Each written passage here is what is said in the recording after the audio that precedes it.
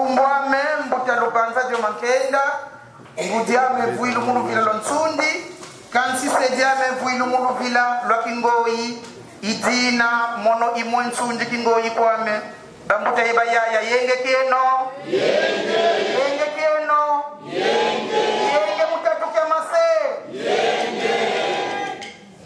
mot du président provincial de Bundu Diamayala du Congo central à l'occasion de la cérémonie de la clôture du mois de la commémoration de la mort de Yaya Vitakimpa. L'histoire du royaume Congo est riche et intéressante. Aujourd'hui, nous parlerons de la divinité Congo, précisément de l'œuvre prophétique de Yaya Vitakimpa. En fait, les grandes conséquences de la guerre de Mouila opposant l'armée coloniale portugaise à celle du royaume Congo sont 1. La décapitation du roi Congo dénommé Vitankamba. 2. La mise à sac de l'autorité Congo. Et 3. La destruction de la capitale du royaume Congo. Quelques années après cet événement, l'Esprit Saint, que la tradition Congo appelle le Mwanda Velela, envoya la prophétesse Yaya Vitakimpa pour restaurer l'autorité royale de Congo Diantotela et de reconstruire sa capitale.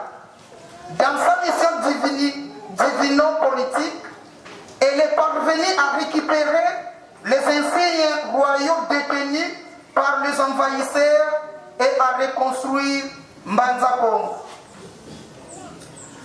Après ces deux grandes étapes, elle entama le processus du choix du nouveau roi à travers lequel elle organisa un jeûne de 9 jours qui fut malheureusement interrompu par son arrestation, puis jugé par deux prêtres catholiques, je cite, Père Bernardo Daluca et Père Bernardo Dagalo, à l'issue duquel ces derniers décidèrent de la brûler vive sur un bûcher.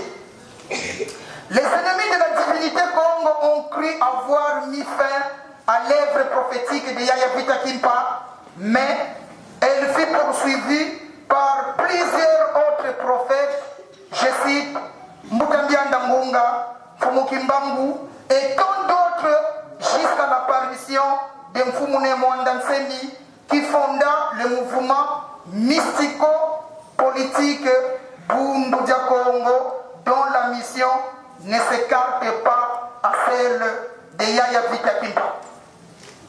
En fait, Bundu Congo n'est ni un mouvement obscurantiste, ni un mouvement armé, mais un mouvement d'éveil de la conscience et de la réhabilitation des valeurs culturelles Congo. Eu égard à ce qui précède, nous garantissons à l'autorité de l'État de notre respect aux textes qui nous régissent et notre attachement aux institutions de la République. Ainsi, nous sollicitons le concours des autorités politico-administratives de mettre hors d'état de nuire de tous ceux cherchant à saper l'œuvre accomplie par Fumu Mwandansemi.